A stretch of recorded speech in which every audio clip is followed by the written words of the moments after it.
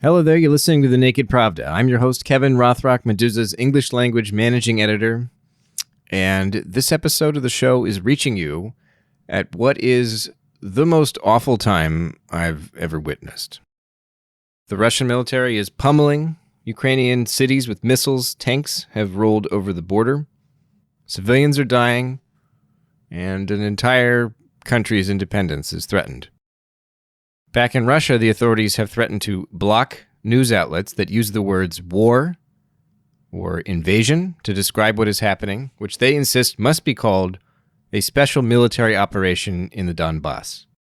But this military operation, which is of course a euphemism, it's happening all across Ukraine, and it's a messy, unprovoked catastrophe. I did not see this coming. For months, I was one of the Russia area experts who frowned at the assessments of military analysts who predicted a full-scale invasion. I thought Vladimir Putin and the leadership in the Kremlin were rational actors who could understand that bombing Russia's most important neighbor would not serve Russian interests. But we're beyond talk of national interest now. Now we're dealing with blood in the streets and blood on the hands of the Russian president. That Vladimir Putin might do something disastrous in Ukraine finally dawned on me far too late. It was on February 21st when he delivered a nearly hour-long televised lecture on Soviet history and what he clearly believes are the flimsy foundations of Ukrainian statehood, arguing that the government in Kiev owes its territory today to the supposed generosity of the Bolsheviks, particularly to Vladimir Lenin. The content of this speech is what we're going to talk about today on The Naked Pravda. And for that discussion, my guest is Dr. Faith Hillis, a professor of Russian history at the University of Chicago, where she specializes in 19th and 20th century politics, culture, and ideas, exploring specifically how Russia's peculiar political institutions and its status as a multi-ethnic empire shaped public opinion and political cultures. Her most recent book, Utopia's Discontents, Russian Exiles and the Quest for Freedom between 1830 and 1930, is the first synthetic history of the Russian revolutionary emigration before the revolution in 1917. In other words, she is maybe the perfect expert to ask about Vladimir Putin's version of Soviet history and the Bolsheviks' role in shaping the independent state of Ukraine. In our conversation, the very first thing she stressed is that Vladimir Putin's decision to launch this invasion is not about history, not the way the Russian president would have you believe. For somebody who is just coming to this news and knows relatively little about Ukraine or Russia or the Soviet Union and their glorious shared history, what would you tell somebody who's trying to make sense of this? And obviously, you can't make sense of it because it's a senseless act of violence. But what would you tell somebody with the knowledge you have?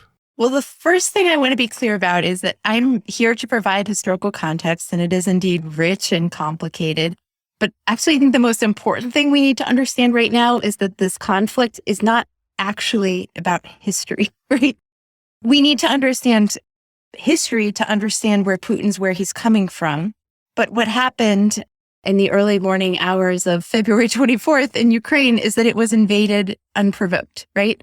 And so whatever I'm going to say about history and all the nuance I'm going to provide, we need to just understand that history is almost irrelevant to what is happening today on the ground, in the sense that this invasion, nothing can justify it. But I think the most important thing that history can tell us about the crisis is it can help us understand where Putin is coming from. And I would flag two moments in history, actually quite far apart, that are especially important in understanding where Putin's coming from. Now, we can go back in the very, very distant history. Putin likes talking about Rus quite a lot, and we can talk about that and the significance of that in his thought. But essentially, what we now know as Ukraine and Russia originated in Ukraine, in what is now Ukraine, right, in the city of Kiev. And since that moment, the two cultures have been closely connected. They've shared a religion. They have at times shared languages. They have shared common ideas. But beginning in the 19th century, you got a number of Russian intellectuals who began to look at this very complicated shared history and to interpret it through what they call the Slavophile lens. So this 19th century context is the first moment that I would point to as important in understanding Putin. And what this 19th century Slavophile ideology preached was that Ukrainians, Belarusians, and Russians were members of one great Slavic family, that there were maybe some slight differences culturally between them, but that they were insignificant. And the other important element of Slavophile thought for many of these 19th century thinkers is also the assumption that of these three brotherly nations, Russia is nevertheless on the top, right? Or is culturally superior or something like this, that Ukrainians and Belarusians are a nation of peasants. And I think that this is really, really crucial in understanding where Putin's coming from today. This is what he's talking about. Is that like a first among equals thing, or is it not even approach that? It's like more haughty than that. I think it's more haughty than that. I mean, on the one hand, the talk of brotherhood is an imperial idea, right? It suggests that Russia is greater than just Russia. The imperial aspect in Russia is also always associated with autocracy, right? So the idea is that sort of the Russian autocracy has been put on earth to rule these Slavic brothers. And this is very much where Putin's coming from when he's saying Ukraine doesn't exist, it's not a real nation, Russia invented it, stuff like this. The other historical moment that I'd point to that I think is very important in understanding Putin, equally important really to the current moment, is the 1990s. Of course, in the 1990s, the Soviet Union completely collapsed. People who lived in the Soviet Union lost everything, their lives, their jobs, their livelihoods, but I think most importantly, their sense of self-respect and their sense that they could have control over their destiny. And also for Russians, the sense that they had control over what they regarded as the imperial periphery. So places like Ukraine, Kazakhstan, so on and so forth. Now, this sense of loss was further compounded by Western actions, which are also important in the context of the 1990s. So NATO expansion was an issue, right? And it is a fact that the United States and many of the Western powers mocked Russia, looked upon it with disrespect, things like this. This is not the major issue, but it is an issue. And it's also a fact that Western economists and bankers basically went into Russia and stripped it for parts, adding to the misery of people. So I think maybe the ideas of the current conflict come from the 19th century Slavophile ideology, but I think the affect of the current moment, that very angry Putin that we saw in his speech on Monday, the just complete aggression, seemingly unhinged connection with reality. This comes from the psychology of the 1990s, that this is never going to happen again, that we are going to show the world who's boss, and we are going to show Ukraine who's boss as well. In that speech, I was kind of surprised that he ended with just saying that they were recognizing the Donbass separatists, because I thought it was going to. I mean, it turns out he was laying the groundwork for what's happening now, which is a lot more than that. But yeah, it was a bizarre speech. I think it was in the last 24 hours that Russian state news media was distributing a map showing Ukraine with like color, where it was kind of like concentric circles of the gifts from various Moscow. The first one was this from the Tsar. Then there was a bit in the west from Stalin, in the east from Lenin.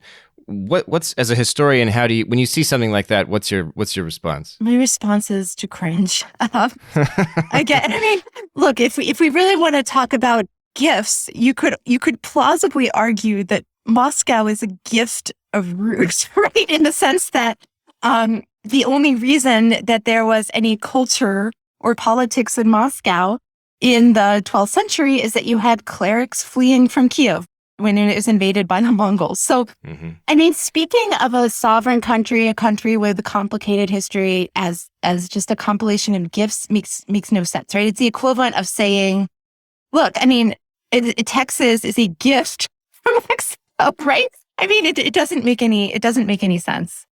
What about in terms of Putin really ripped into Vladimir Lenin, essentially blaming him for most of the territory that Kiev controls today.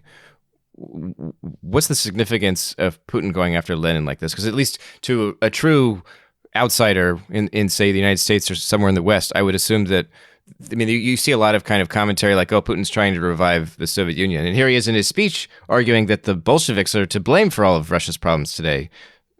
So what's happening there? Yeah, I think this is a very important point because, as I suggested before, it is true that a lot of Western commentators look at Putin and his KGB background and think Soviet, that this Cold War context is front and center.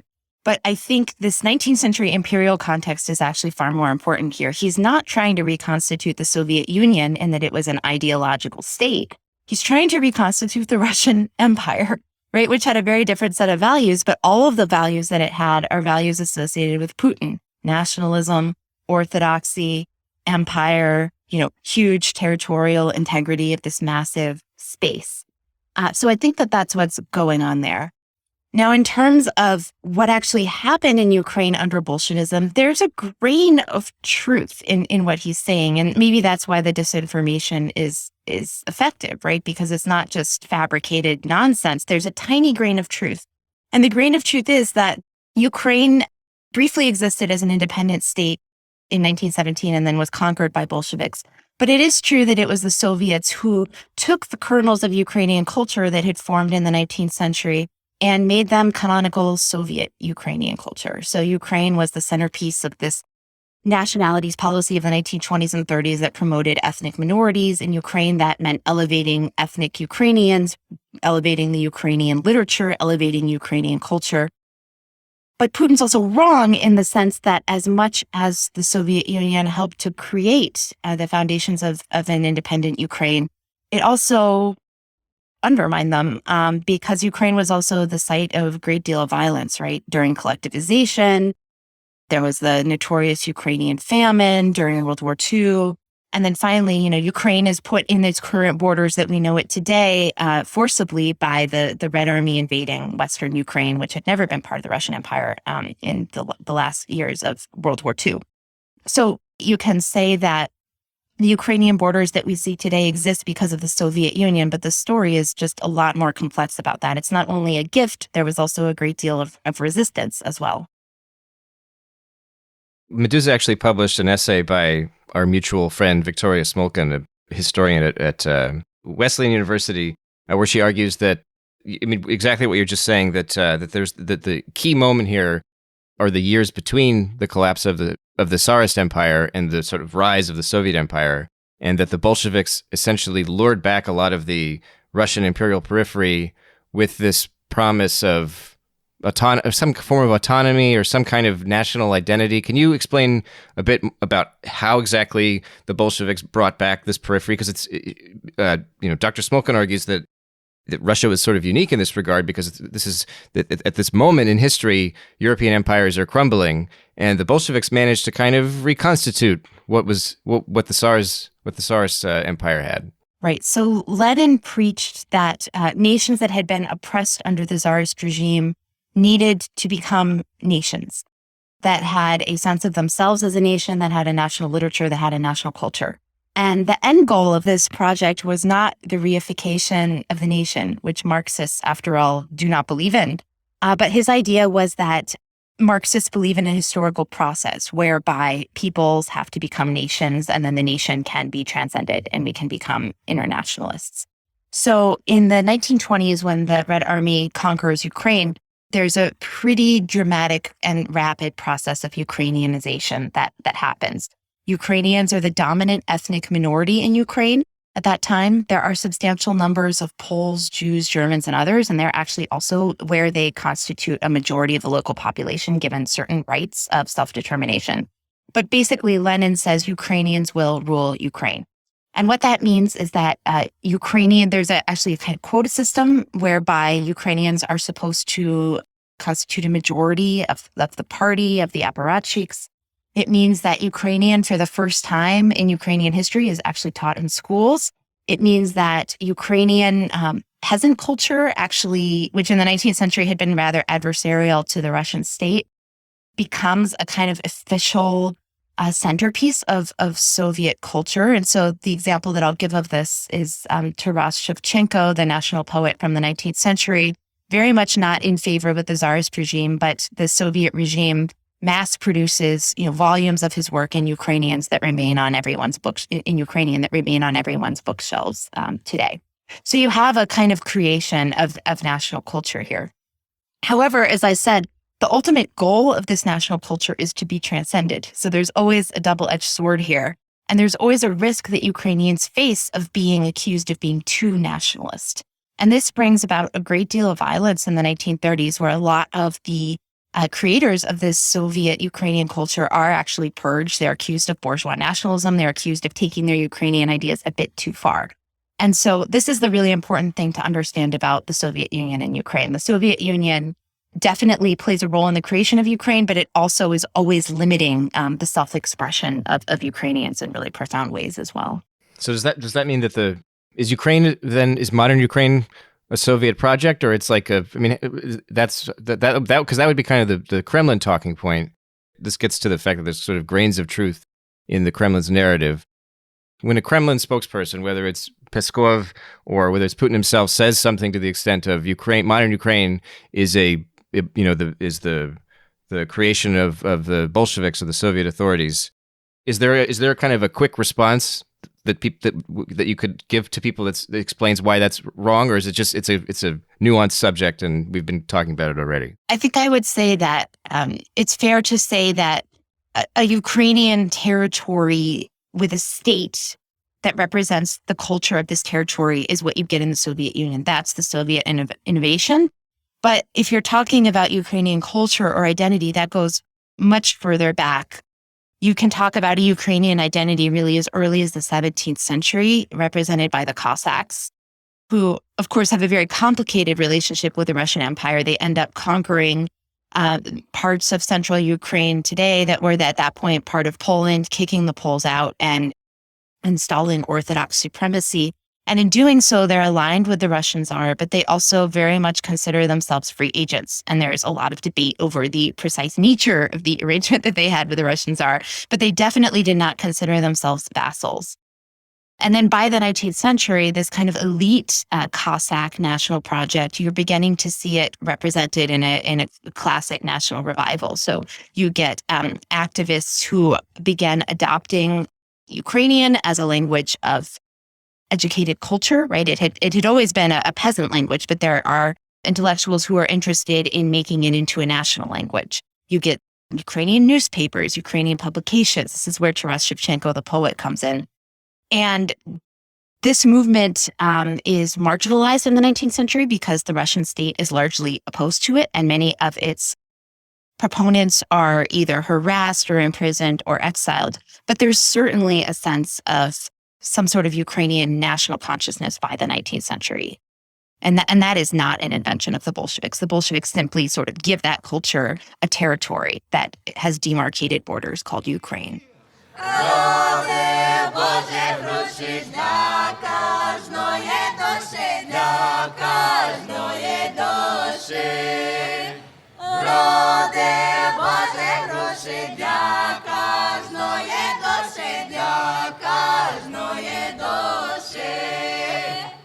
Святий вечір добрий, Святий вечір добрий, дай вам, Боже добрий, дай вам, Боже добрий. Святий вечір добрий, дай вам, Боже добрий, дай вам, Боже добрий. Okay, so Russia has been occupying parts of Ukraine since 2014. And now Moscow has launched a full-scale invasion of the country. About a century ago, after Russia's civil war, when the Bolsheviks set about retaking what they could of the Tsarist Empire, we saw a similar military campaign across Ukraine. I asked Dr. Hillis how that experience compares to what's happening now in Kiev and in cities across Ukraine, where Russian soldiers and war machines are advancing.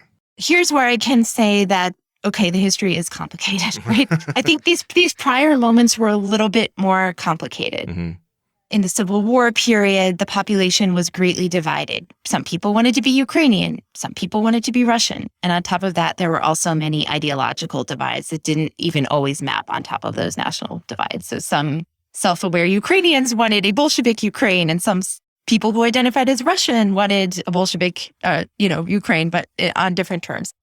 And so you see a lot of internal division in these previous moments. Now, again, it's still against the backdrop of aggression, right? And that's in the end what always dictates who wins, who has the forces and the armies, and that's always historically been Russia in the case of Ukraine. But what I think is really different right now is that you don't see a lot of Ukrainians standing up and saying, I want to be Russian. I actually have seen almost none of that. And in fact, quite the contrary, you've seen people on the border of the occupied regions of Donbass standing up and saying, I'm Ukrainian, and standing up and saying that in Russian. So I think the paradox of the current moment is that the aggression, which we saw manifest in Crimea and has continued, although in a quieter way before ramping up again, has actually, if anything, unified Ukrainians around a Ukrainian anti-Russian identity and driven them much further away from Russia than they've ever been in the past. Ever, actually, I think it's fair to say. Does Ukraine have a civic national identity today? As you're just describing, is it fairly easy to stand up and say I'm Ukrainian, but to identify as ethnically Russian? Absolutely, yeah. Mm-hmm. It's always been a multi-ethnic country, and it's always been a country of code switching as well. So language does take on political meaning in Ukraine. There are people, for example, who've chosen, although they're native speakers of Russian, not to speak Russian, right, for ideological reasons. But it's a country where you hear people switching back and forth. You hear people speaking Syrzhyk, which is a kind of mix of Russian and Ukrainian. And people are quite comfortable with that code switching and that back and forth. So it's no longer so simple to point to regions in the East that remain primarily Russian speaking and to say, well, they're Russian by identity. I think what we're seeing now is most of those Russian speaking regions of Ukraine don't want to be part of Russia. And so the civic identity that you see emerging in Ukraine, which I should also say is much stronger than any civic identity that you see in Russia, because there's actually a civil society that's allowed to exist in Ukraine, right? But the civic identity in Ukraine is largely defined as being not Russia. And that's something that has been pretty powerful, but I think you're going to see is only more powerful now, right? Now that you have people just randomly bombarded in the middle of the night. No one wants to be part of Russia now.